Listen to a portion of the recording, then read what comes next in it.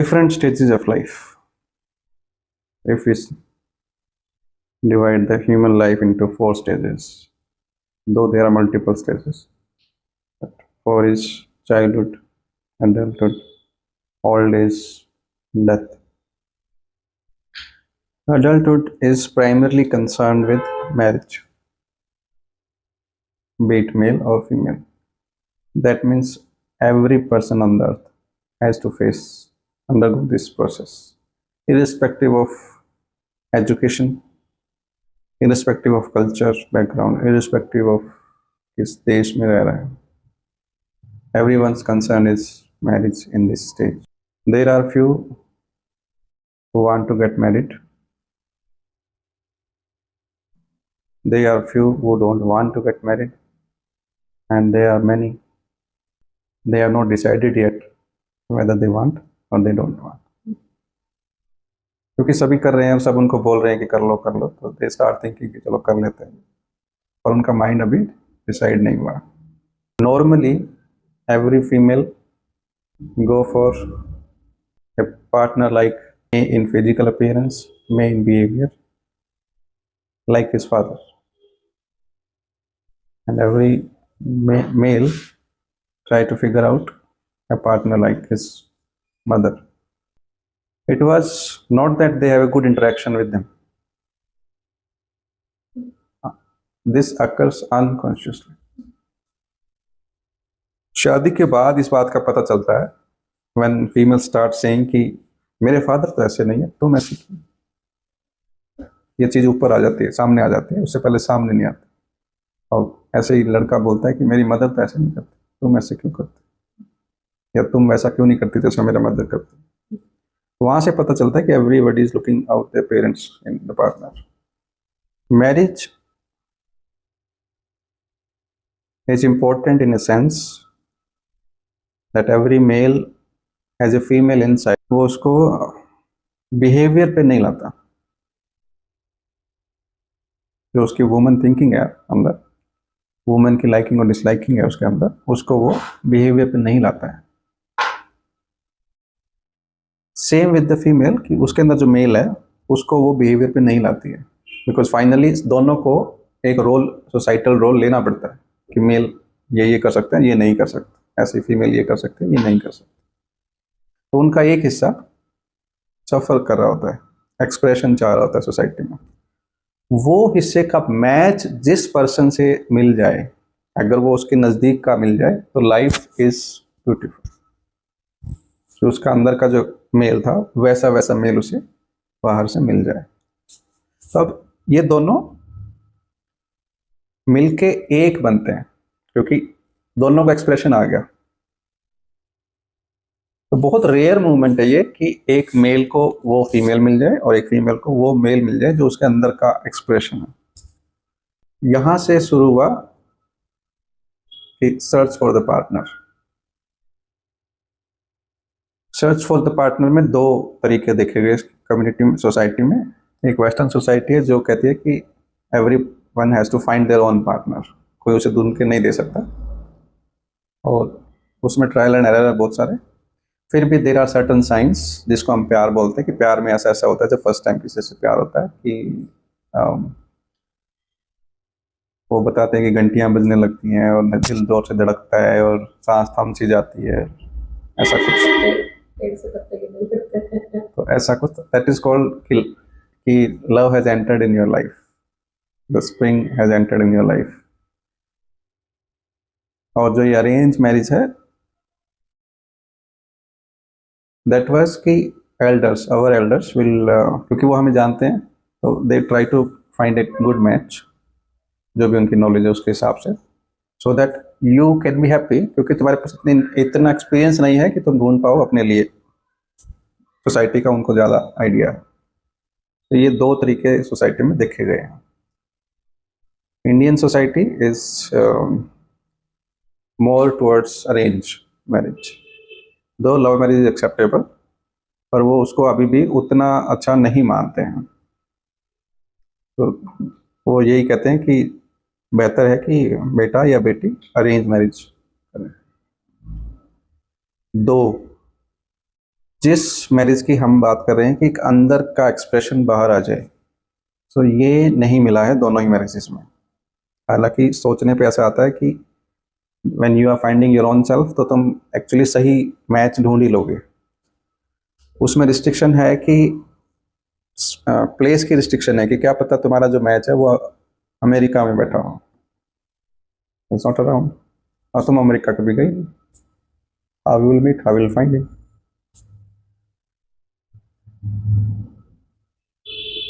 तो arrange marriage में क्या है कि at least you have certain things in the form of property, कुछ सिक्योरिटीज के रूप में तुम्हारे पास कुछ तो है। लव मैरिज में वी डोंट नो, और आज कोई अच्छा लग रहा है वो सदा अच्छा लगेगा, दैट इज ए प्रॉब्लम। क्योंकि लव का इनिशियल जो फेस है वो काफ़ी चार्मिंग है, but when the reality comes in the form of कि अब फैमिली चलानी है, तो उसके लिए अर्निंग है, घर के काम है, वहाँ आके प्यार फेल हो जाता है। When the hard reality meet, तो फिर ये होता है कि भैया काम करना है, और इसके लिए तो कोई एंटर नहीं करता है शादी में, ये काम करना है, क्योंकि सबने सपने लिए होते हैं शादी के बाद तो सब अच्छा अच्छा हो जाएगा। तो अब शादी, हमें पहली बात तो ये ढूंढना है कि वो पार्टनर जो हमारे से मैच खाता हो वो कैसे मिलेगा, और उसके लिए कोशिश कौन करेगा। पेरेंट्स करेंगे, हम करेंगे, क्या कौन करेगा। तो इस सारे पे कुछ कुछ रिचुअल्स स्टार्ट हुए जिनको करने से शादी जल्दी हो सकती है और अच्छी हो सकती है। भारत में इस पे भगवान शिव पार्वती का आराधना इसके ऊपर बेस्ड है। If you want a better husband और बेटर वाइफ, तो नहीं है शायद, बेटर हस्बैंड ही है, तो गो फॉर द शिव व्रत, सोमवार व्रत, 16 सोमवार व्रत, and that is the enough. इसके अलावा कुछ और रिचुअल्स हैं बहुत सारे, सभी कल्चर्स में, सभी सब ने ही इसका जवाब, इसका हल देने की कोशिश की है। जैसे कि फेंग शुई में है कि marriage is south west corner, घर का साउथ वेस्ट कॉर्नर, और वहाँ पे तुम उस एरिया में तुम सोना शुरू करो, उस कमरे में, तो यू विल गेट मैरिड सून। या तुमको अच्छा वो चाहिए, तो जल्दी चाहिए, तो उसके लिए कुछ फ्लावर्स है, फ्रेश फ्लावर्स उस कोने में रखो, उन्हें मुरझाने मत दो, जैसे मुरझाए नया पेश करो, तो भी यू गेट द पार्टनर। इसी पे पूरा एस्ट्रोलॉजी है कि how you can find a good match. तो मैच मेकिंग जो है कि कौन से ग्रह कहाँ पे है, क्या रुकावट हो सकती है, कितनी बनेगी, कितनी, प्रिडिक्शंस इसके बेस पे, या फिर उपाय उसके बेस पे। साइकोलॉजी में ऐसा कुछ भी नहीं है, and it is the real issue of human life. Marriage counselling है और पोस्ट मैरिज काउंसलिंग है, प्री मैरिज काउंसलिंग है, but they don't talk about कि गुड मैच कैसे मिलेगा, या जल्दी कैसे हो सकता है, या लव कैसे फाइंड किया जाए। तो everybody is trying their own way. फिर भी इसमें जो बताया जा सकता है कि हाउ, पहला तो यह है कि don't go for your father और your mother style, that will never fulfil you, क्योंकि जो पीछे वाले थे उनके साथ तुम काफ़ी टाइम रहे हो और उसकी कमी अभी तक पूरी नहीं है। तो now you have to grown up as an adult, that means you are meeting an adult, not your parent figure जो कि तुम्हारा करेगा, बल्कि as adult you have certain responsibility that you will do, and other person has the responsibility that he और she will do. तो marriage is a responsibility area, बिल्कुल वैसे जैसे यू गो फॉर जॉब। तो वहाँ पे जाके ऐसा तो नहीं है कि तुम अब हायर कर लिए गए और तुम बैठ जाओगे, तुम्हें महीने वाले दिन तनख्वाह मिलेगी और तुम्हें घूमने के लिए ले जाया जाएगा, कभी कभी कहीं पे फोटो खिंचवाने ले जाएंगे, कभी पार्क ले जाएंगे, और जो रेस्टोरेंट में जाएंगे हम वीकेंड्स पे, ऐसा तो नहीं है ना। जॉब इज जॉब, तो एक्सपेक्टेड है कि the very first day you have certain work to do और वो कंप्लीट करनी है. Same with the marriage. दूसरा मैरिज का फैक्टर है वो है physical relation. So in the physical relation neither male nor female ever being taught how it should be or how good it can be. As if कि सबको पता ही है कि कैसे करते हैं और क्या करते हैं, जबकि सबने ऐसा चोरी छुपे कहीं कहीं से इंफॉर्मेशन इकट्ठी कर रखी है and they don't know much about it. अगर डिस्कशन करना हो बैठ के, डिस्कशन इन द सेंस कि चार फ्रेंड्स बैठी हैं और वो बात करें तो they don't have much to talk about on this issue. तो ये सारा पता, पहली बात तो पता लगाना और फिर कहाँ से मिल सकता है ऑथेंटिक इन्फॉर्मेशन और फिर कोई ऐसा पर्सन जो इस सारे को दे रहा हो. I think that should be psychologist, पर वो अभी तक है नहीं. साइकोलॉजिस्ट फील्ड पे काम नहीं कर रही थी. उसके अलावा ओके तो कैसे ढूंढा जा सकता है मैच. तो व्हाट आई वांट टू से टुडे इज कि काफ़ी सारे साइकोलॉजिकल टेस्ट और काफ़ी सारी कुंडली मिलाने और कई लव मैरिजेस देखने के बाद मुझे लगता है कि there are two things that is necessary. One is कि तुम कितने कंपेटेबल हो ये किसी माध्यम से तो देखा ही जाए, चाहे वो कुंडली हो, चाहे वो ताओ एस्ट्रो हो, चाहे वो न्यूमरोलॉजी हो. तो कोई एक माध्यम लगाया ही जाए. एक दूसरा तुम्हें ये पता हो कि ये रिस्पॉन्सिबिलिटी है जाके, ना कि दूसरा पर्सन तुम्हारे लिए कुछ करता ही रहेगा. अगर लाइफ इज रोजी रोजी नहीं है उसके बाद ये काइंड ऑफ कि you are being hired for a job. तो अब तुम्हारी जिम्मेवारियां क्या क्या हैं, रिस्पॉन्सिबिलिटीज क्या हैं और उसको पूरा करने के लिए तुम्हें क्या क्या इन्फॉर्मेशन और सब चाहिए वो सब भी तुम्हें पता हो. तो इसमें जो बेसिक खबर आज के दिन मिसिंग है वो ये है कि since male and female are both educated and both are earning, तो एक कॉन्सेप्ट चल पड़ा है कि सिंस बोथ आर इक्वल तो दोनों बराबर के काम करेंगे. कि मेल है तो वो किचन में हेल्प करेगा, डिशेज में हेल्प करेगा, स्क्रीनिंग में या पकाने में. फीमेल है तो बाहर के काम वो देख सकती है या 9 to 5 जॉब करके आ रही है तो फिर arrangements. The very fact is कि male is basically by nature give protection and the female by nature do care in the sense कि nutrition, provide nutrition to the family. तो वो जो न्यूट्रिशन की इंफॉर्मेशन है उस तरह से सोचना है, ये मेल के पास जनरेशन से नहीं है. प्रोटेक्शन जनरेशन से उसके पास है. और तो फीमेल बॉडी बेसिकली इस तरह से डिजाइंड है कि it provide nutrition to the baby जब वो पैदा होने वाला हो, या फिर जो एग फॉर्मेशन है उससे पहले एक ब्लड लाइनिंग आती है, that is nutrition for the egg. ऐसे बेबी के आने के बाद milk is nutrition for the baby. तो ये पूरा न्यूट्रिशनल बॉडी है उसके पास. तो वैसा ही उसके पास सिस्टम है पूरा ब्रेन के अंदर कि कौन सा खाना किसके साथ ठीक है, किसके साथ ठीक नहीं है, ये ऑलरेडी इन्फॉर्मेशन उसके फीड रहते हैं. ऐसे मेल की प्रोटेक्शन पे रहती है. तो अपना अपना रोल करना irrespective of how much educated you are. ये चीज़ लानी नहीं है कि both are equal, both are specified in different skills और वो अपने अपने स्किल्स लगाने के बाद ही फैमिली कंप्लीट रहेगी. ये नहीं है कि भी तुम्हें स्किल नहीं है तो तुम्हें सीखनी है और फिर तुम्हें वो काम करने हैं. So that way families will not run.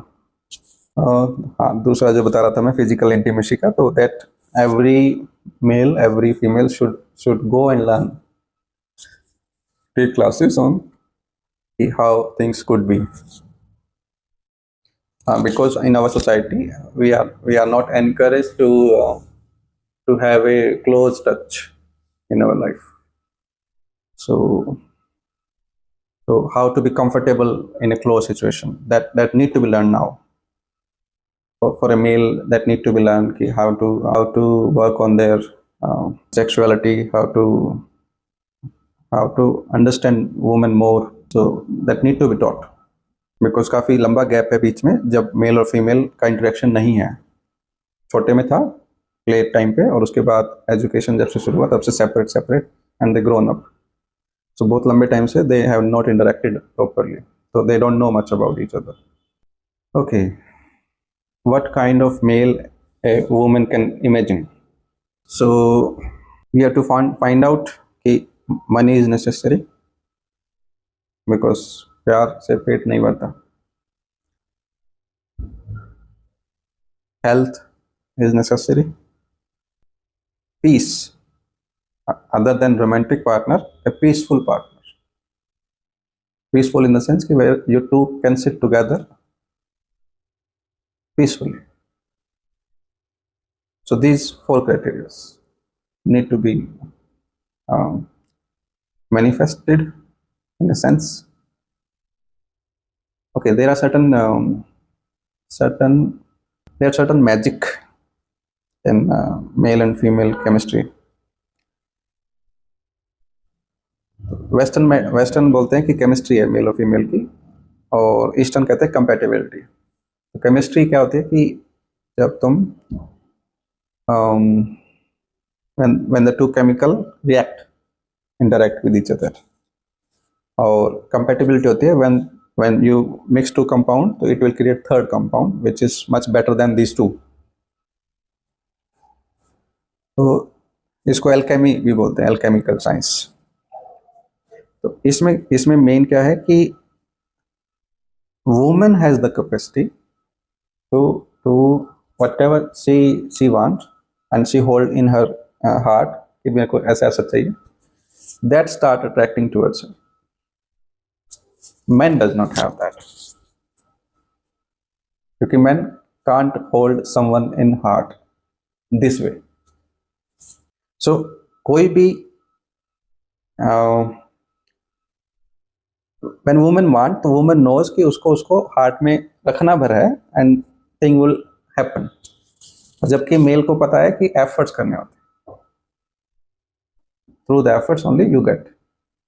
But आज वुमेन को ये बात पता नहीं है कि ऐसा करना. उसको भी पता है कि एफर्ट्स करने होते हैं, एफर्ट्स करने से मिलेगा, नहीं तो कुछ नहीं मिलेगा. Women forget the womanhood, the beauty of the womanhood. She think and it occurs. That is true woman. So we really have to get to our roots in that sense.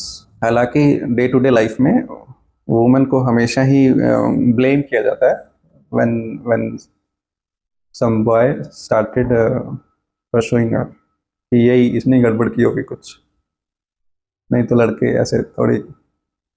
पर इसमें कुछ सच हो सकता है शायद कि उसने खुद कुछ किया ना हो, मगर उसने दिल में कुछ रख लिया हो, तो इसको वो रिस्पॉन्स कर रहा है बिना जाने. उसे नहीं पता कि वो क्यों आ रहा है इसके पीछे, पर ऐसा कुछ है शायद. So I will say the male is a prey. Prey means शिकार है तुम्हारा. वो कुछ नहीं जानता क्यों हाँ कर रहा है, क्यों ना कर रहा है. It's all your game. You decide कौन चाहिए और कैसा कैसा चाहिए, and you will get it. Still if you have a grudges for someone, you will attract people who have the grudges. If you blame someone, you will attract people who blame others. So you have to make sure कि your negative emotions you could work on. Otherwise that frequency will attract things.